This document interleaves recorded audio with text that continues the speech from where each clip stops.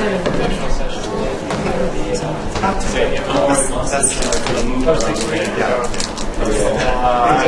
want to figure out what we're doing. I think we mentioned. Oh, we haven't heard last week. What's there? This is what you're talking about. Yeah.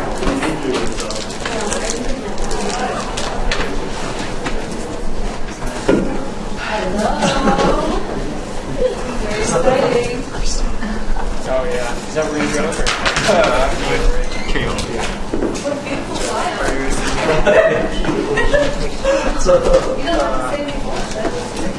Thank you.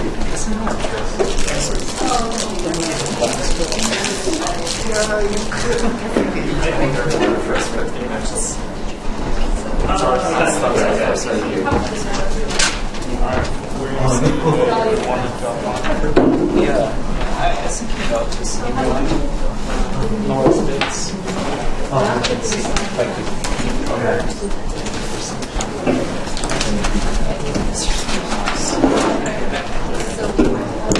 how maybe know her in advance and see if that's why I asked her. Thank you.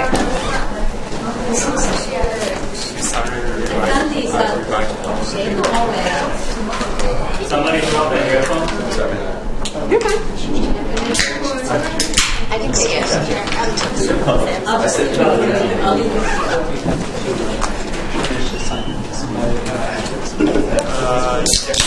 Oh no, those are mine. Oh, I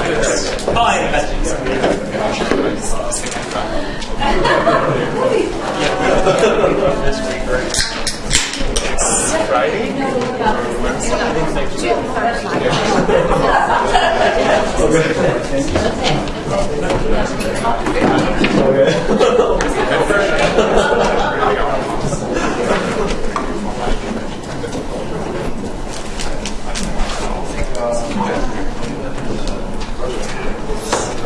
I don't get a sleep.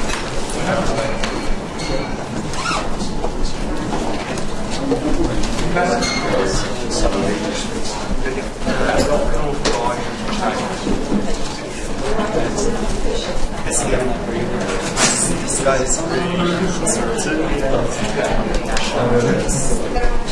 Oh, he's just or a approach that suits his ideology.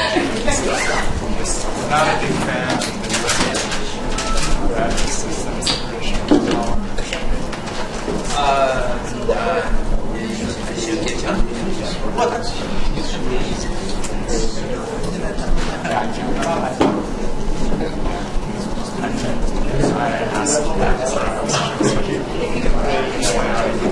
Not everyone.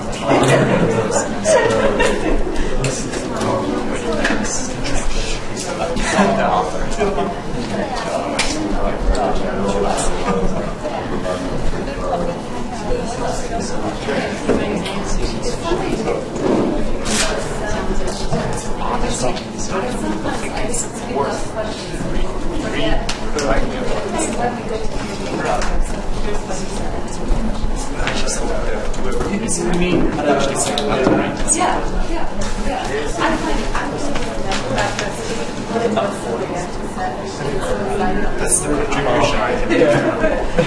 Don't reach your back. Sure, yeah. Question? Yeah, question.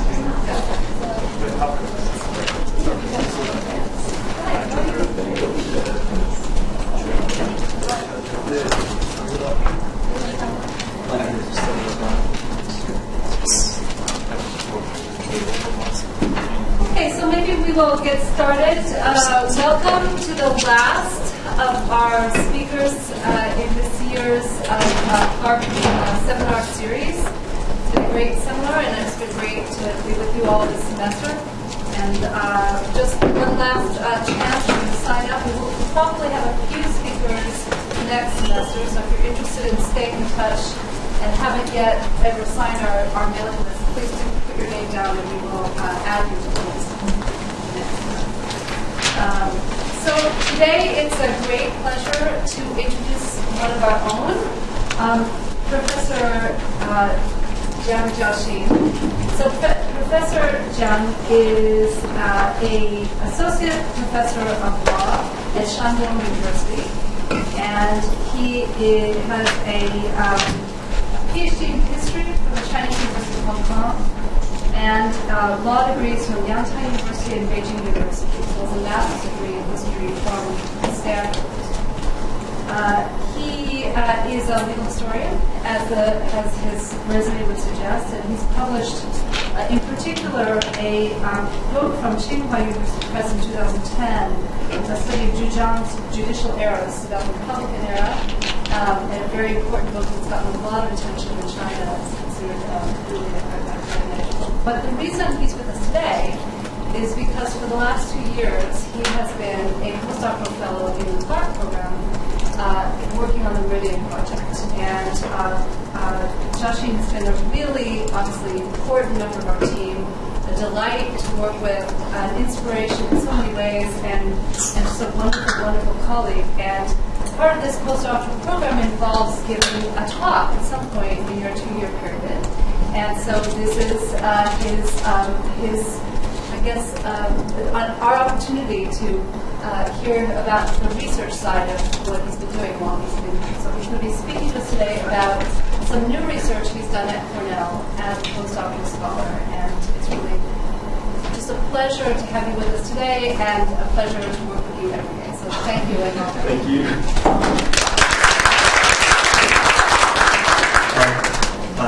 At least for such a wonderful introduction. I actually feel a great honor in working in this project, and also having this chance to give a talk on my own research.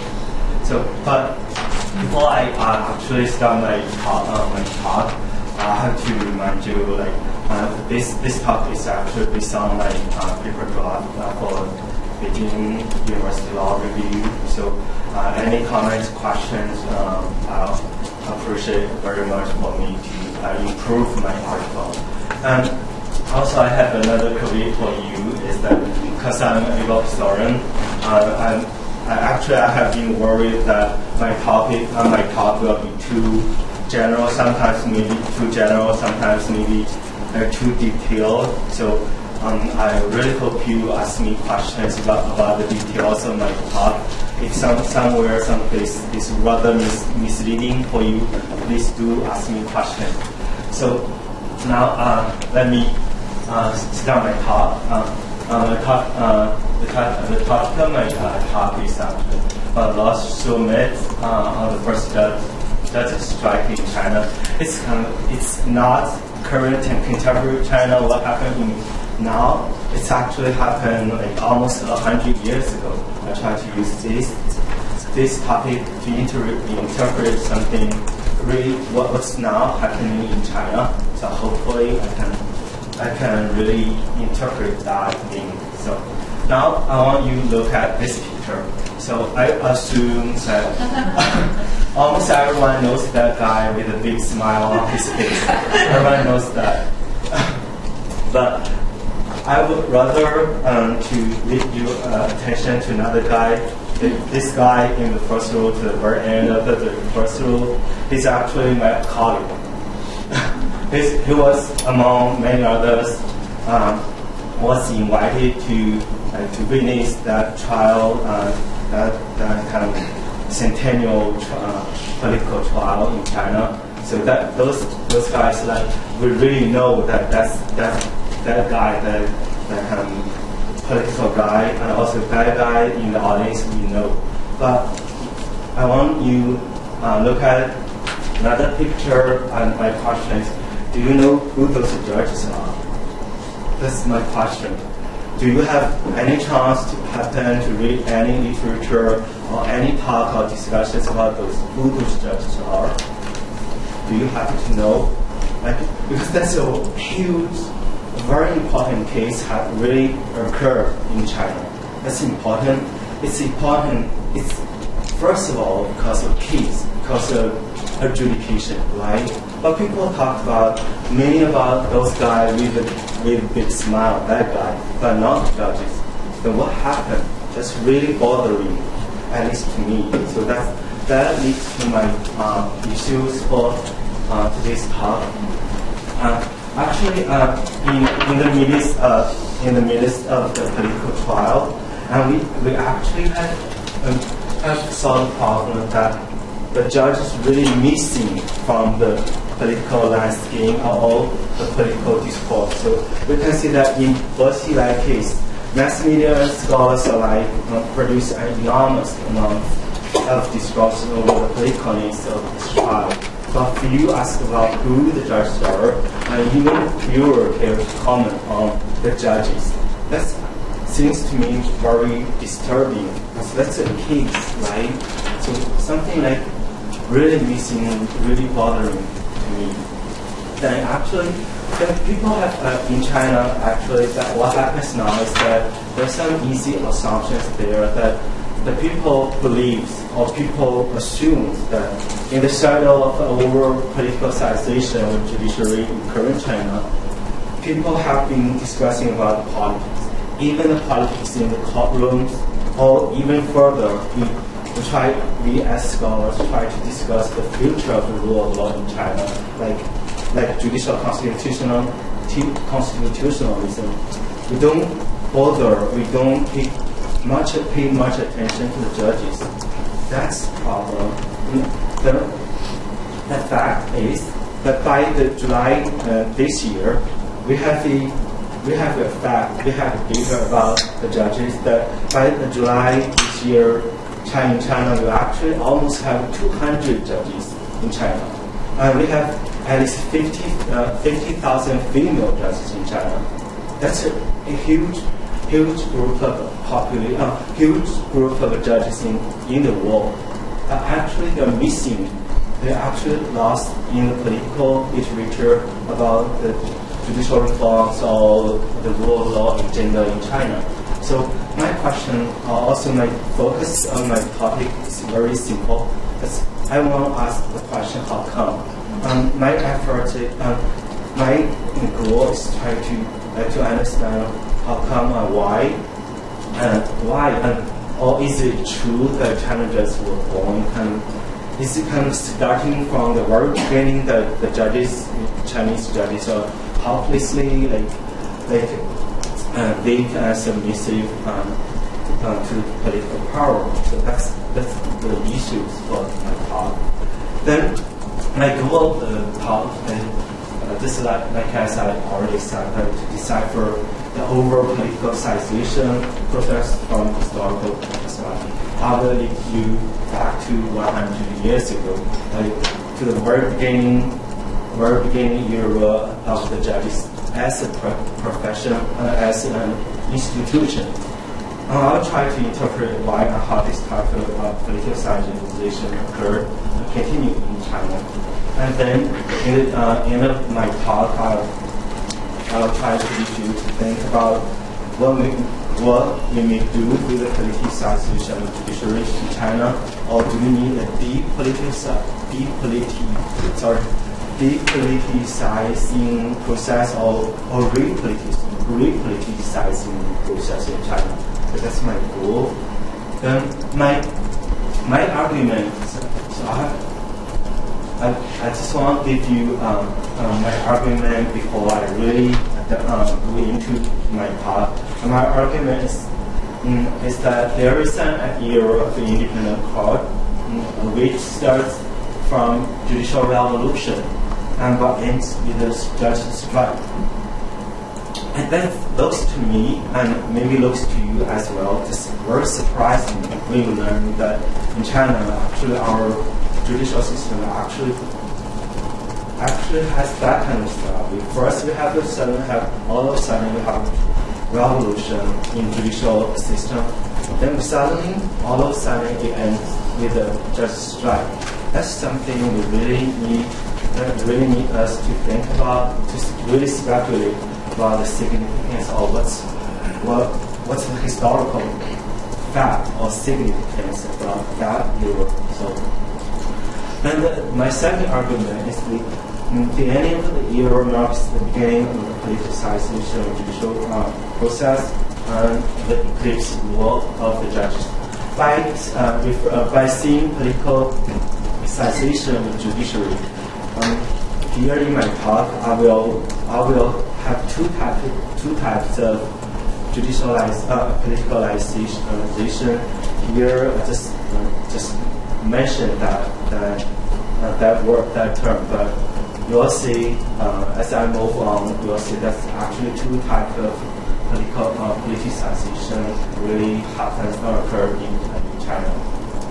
My third argument is that in the wake of politicization, there remains the first generation judges' heritage, the sense that they have the sense of change, independence, professionalism, political university, and accountability. Those kind of heritage is totally not like what we assume about the current or the contemporary judges. We understand what current judges like either the bribes or the corrupt judges. That's something like totally different from what our mental image about those judges are, who those judges are.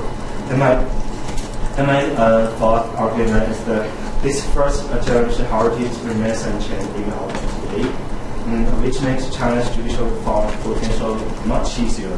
So, because in China we really want to push for the judicial reforms, my understanding is that judicial reform in China is not as that difficult as we imagine.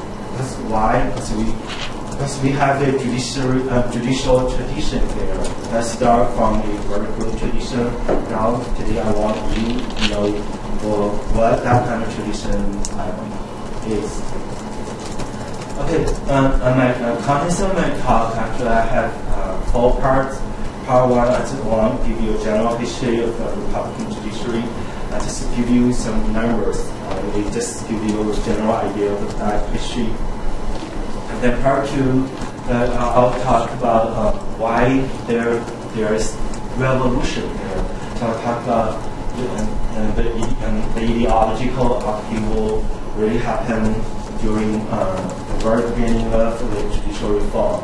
And part 3 is that once that judicial revolution happens, that immediately followed that revolution, and there are other powers from other branches of government. They really deem the judiciary is dangerous, and how their reactions about the judiciary going on. That's my third part.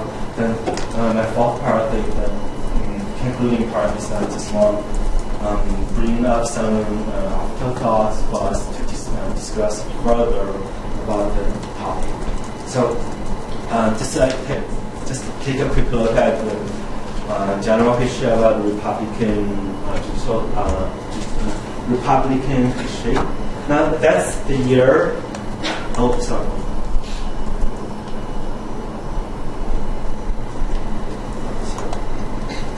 That's the year the Republic of China starts.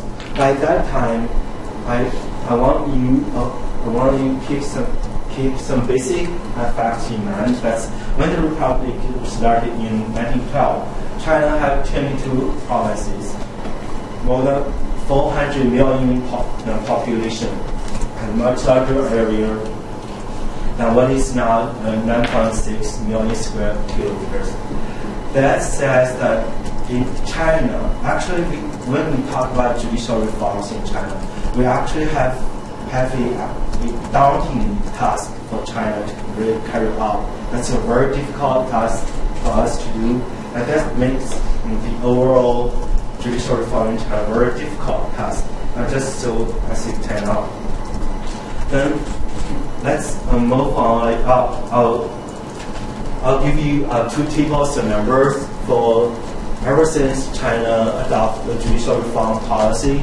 We'll see a general picture about the process of judicial reform in the entire Republic of China. From 1912 to 1949. You will see the numbers. That's all very small numbers. In terms of huge country, you'll see that numbers like start from 300 300, 300, 300, 300, and until the year of 1936, we still have a total number of courts, less than 400, actually. Then after 1936, we'll see a sudden growth of numbers. That's actually not actual increase of numbers of courts, and that's actually the temporary like something like a court-like institution that adopted in China and into the grassroots level, to the county level. Actually, from the year of 1914, China does not have a single county court in the entire country. That's a huge problem for us. That also means when we talk about judicial reform in China, that's also a huge problem. At least from institutional, from a point of view of institution, that's a huge problem. That's just court. You'll see the judges, the numbers of judges. You'll see from the year of 1912 to the year of 1913 to the year of 1947. You'll see the judges, the increase of numbers of judges are also miserably slow. So why? How come? So there's so much going on behind what we easily call as judicial reform. Well, I don't want to spend much time to really delve into that detail. I'd rather let us focus on the revolution. That's in such an institutional context. We have the so-called judiciary revolution. We also have the judges' strike. I've already said that. So my story of the judges' strike actually really starts with the deaths of three major last imperial generation judicial officials. So that's too long. Because why? Because you'll see that during around the year of 1900, that's in China. We all know that year in China we have the Boxer rebellions. Then right after that year we have Xinqiu Treaty, right? Xinqiu Treaty. So that treaty, I'll show you what the treaty really are as I know from. Then after 1901, we have three other treaties. They require China to carry out judicial reform. You will see. But here, the deaths of three judicial officials really makes the judicial department or the judiciary have to kind of went through the ideological change. They help the judiciary to really have a new idea, a new determination toward the idea of judicial reform. Because those three judicial officials are very top, that's the president and vice president, and their death was included in the treaty. Because actually in the late imperial China, the judiciary is the only one institution that suffers most because they lost the most of the highest top two officials. That's why in China, in the very late imperial China, when China carried out that judicial reform, the judiciary are really passionate. They really determined to carry it out because they have been through that kind of ideological change, really generated or spurred by the treaty. That's kind of factor you should really pay attention to. Because of that kind of ideological upheaval, and actually in the very late of the Chinese Empire, the judiciary was already politically mobilized as the time went on into the republic. You'll see actually right at the overturn of the empire and the republic. Actually, the Xinqiu and Belarus did not just lend momentum to China's judicial reforms. They also planted nationally, like 司法立国, like state building through judiciary. That actually the treaty stipulated that China has to carry out judicial reform in order to have a modern state. That's very important for us to understand that. So moreover, they have legitimized the early professionalization process of the judges. The first generation judges emerged on the historical stage as a highly specialized profession with expertise, which is supposed to really help China to win or to redeem or consolidate the sovereign power, the sovereign right. Actually, from that time, the power of the judiciary is significant and definitely not ignorable. That's the fact. Then, when it comes to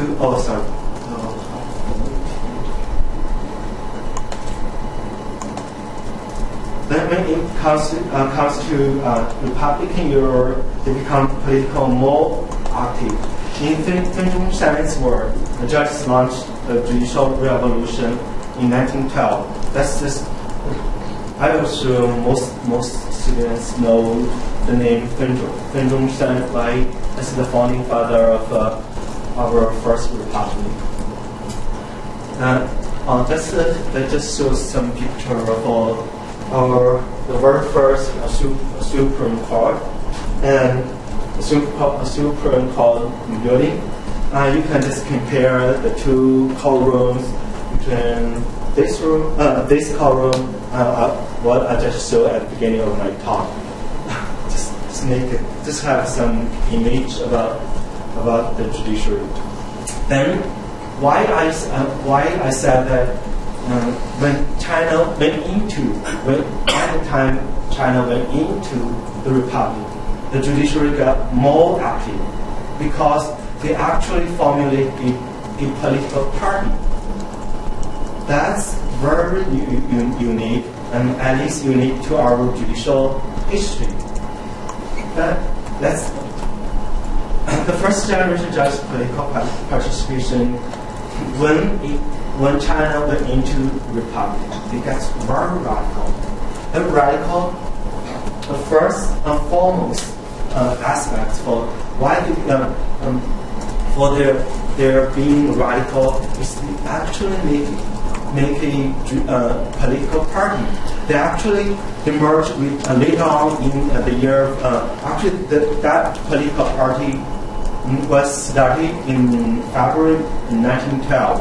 Then later on, like in the autumn of the same year, they merged with a couple of other major political parties. They formulated the first Kuomintang party. Yeah, you must know the Kuomintang party. They actually won the national election. They made the Senate majority. That's for the first time, like the judiciary's politicalness, like the radical politicalness, like fully exhibited on the political stage. That's in China. Actually, that party, and you'll see the major figure in that party. You'll see that's actually those most leading judicial persons in the entire the entire Republic of China history. The first is Wu Qingfang. Most Chinese students definitely knows that name. And also Wang Chonghui, Xu Shiying, and Xu Qian. Actually, Xu Shiying and Xu Qian, they actually the judges from Xu Shiying comes. They actually was the former judges from that's from northeast China. That guy was actually the first formal judge who actually to set up the first new court in China. That's in Fengtian, in Liaoning, Shenyang. That's that place. Then Xutian. Actually, those four guys, you'll see the titles in the year of 1912. They are super important in the judiciary. They make political power. They make political party, and their party won.